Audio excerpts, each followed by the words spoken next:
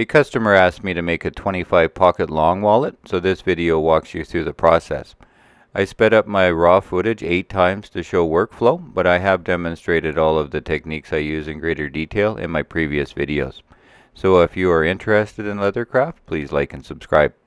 This wallet is all made by hand and took me about 40 hours using about 5 feet of the highest quality vegetable tan saddle leather, a foot of very tough and durable pigskin as a liner, and I like to use more natural and eco-friendly products when possible.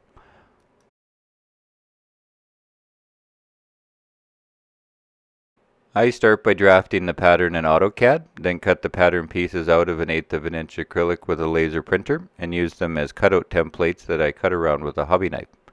I then lay out the parts to make sure I will have enough materials for the entire project and begin to transform the leather pattern pieces into a functional wallet. If anyone is curious, I film my projects underneath my camera on a tripod and use standoffs with my working surfaces on top.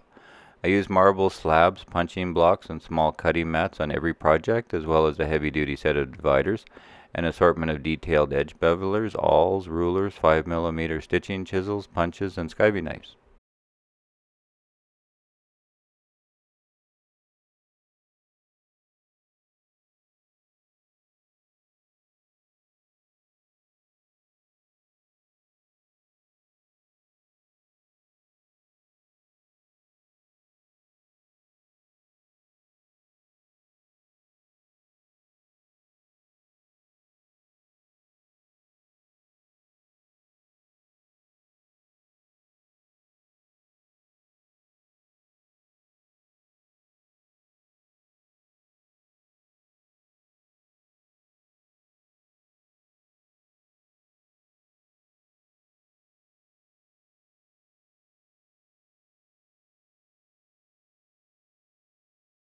I like to use an airbrush to apply dye quickly and evenly, then finish the exposed edges of the unlined pockets before sealing the backs with acrylic.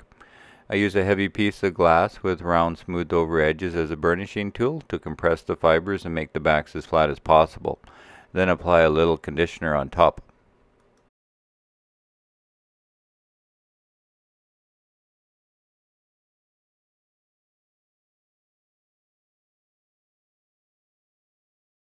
I like to skive the edges of leather on a piece of marble because it is smooth and flat and will have less chance of scratching the surface.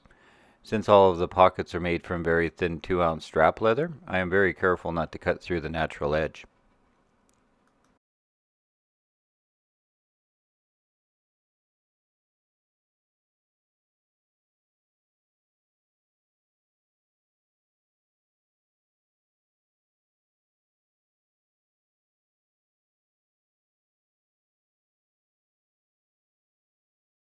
After gluing, a marble slab is perfect for flattening the seam with a small leather worker's finishing hammer. The pockets are all sewn in place one at a time, so a finishing hammer helps to set the stitches to protect the thread from getting caught. And since I can't get at the pockets easily to condition after they are sewn into the wallet, I use a lot of conditioner before attaching the finished parts.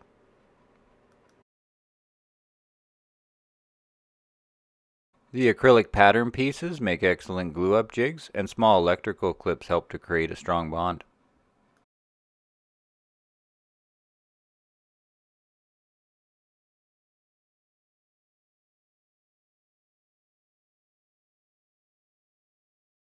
When you are making a wallet by hand, all the details are important.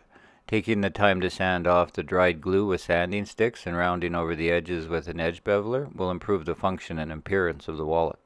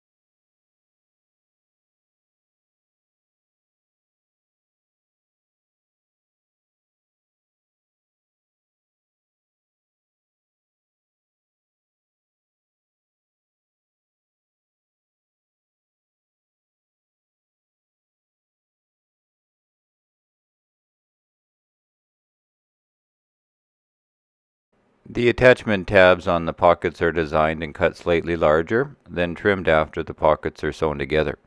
A round knife is a good tool to cut the parts flush, as well as trimming the lining leather after it is glued in.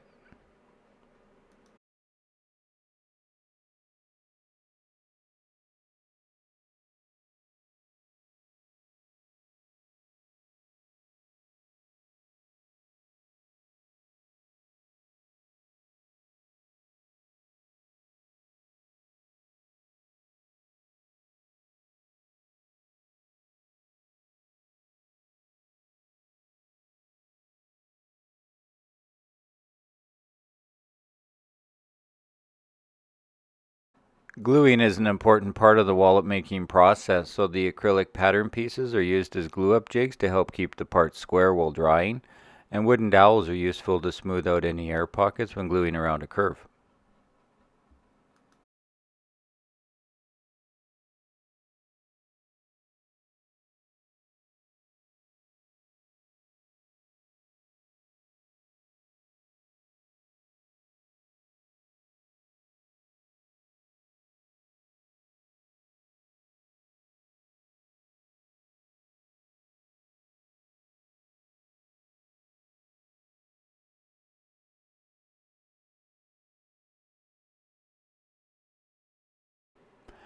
After gluing, the stitching holes can be punched through, and a small piece of leather can be used to protect the surface from scratching against the marks on your punching block.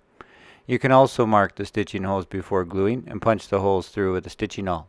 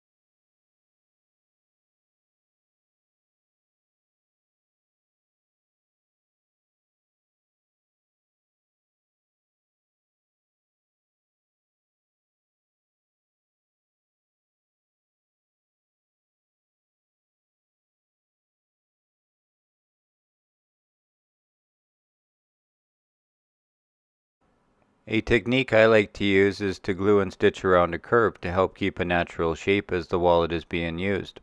So all leather latches or closures are unique and made to fit. Raised and lined elements of the wallet like this strap pull tab and keeper help to strengthen the parts as well as protecting the stitching with a sunken seam.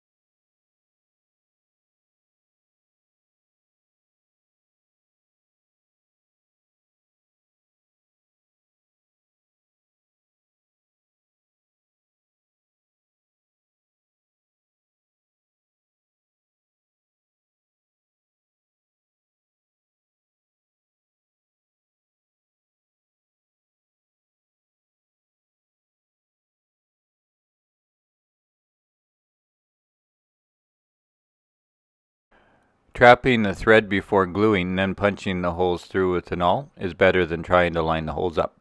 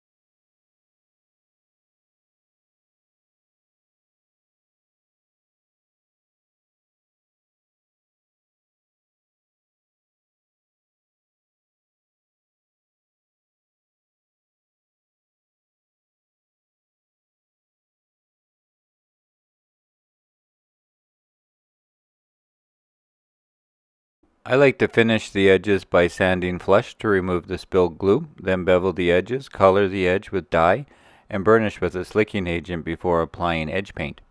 This process is time-consuming but necessary.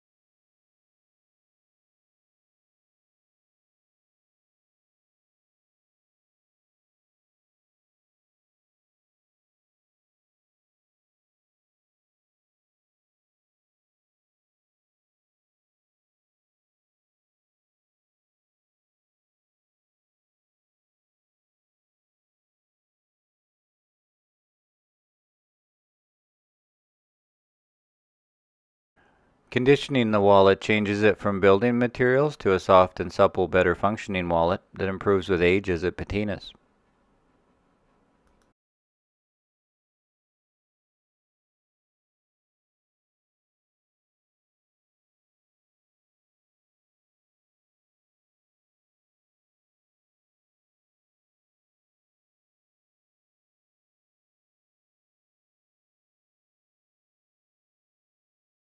A bone folder is necessary to open up the pockets to make sure all the cards will fit. The pockets are snug at first, but droop to the shape of the cards as they are being used. You want the pockets tight so the cards don't fall out, but not so tight that the cards are difficult to retrieve.